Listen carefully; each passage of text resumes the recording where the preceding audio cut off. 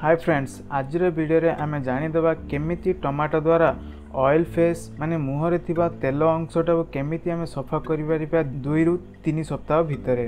तो यही वीडियो को जीवा पूर्व आपण मो चैनल को जदि सब्सक्राइब करना चैनल को सब्सक्राइब करी पाखरे थिबा घंटी बटन टाकू दबे दियंतु। ता द्वारा आम चैनल रे थिबा सब वीडियो रो नोटिफिकेशन आपण पाई परिबे। तो प्रथमे जानि देबा टमाटर विटामिन सब कोन अछि। टमाटर रे थिबा विटामिन होछि विटामिन सी, बायोटिन आ विटामिन ई। आ टमाटर मध्य साइलिक एसिड द्वारा जो आप मुहर तेल अंशटा को बहुत भाव में रिमूव करने को ट्राए करता है। तो प्रथमे जानिया प्रोसेस केमिति तापर जानिया केमिति अप्लाई करिया।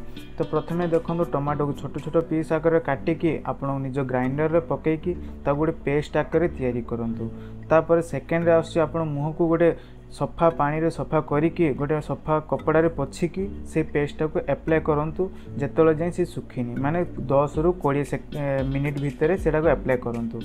तापरे 20 मिनट कि 30 मिनट हैला परे से सुखी गला परे आपण गोटे भल पानी रूम टेम्परेचर पानीटा को धरिकी मुह को सफा करिकी आ भल कपड़ा रे पुछंतु।